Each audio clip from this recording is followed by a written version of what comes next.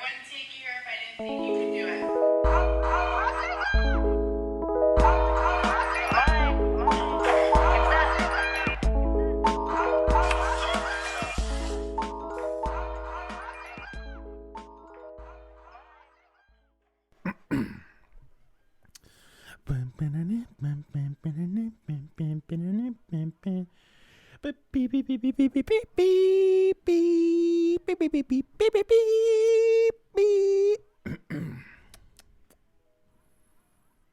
What's going on, hitters?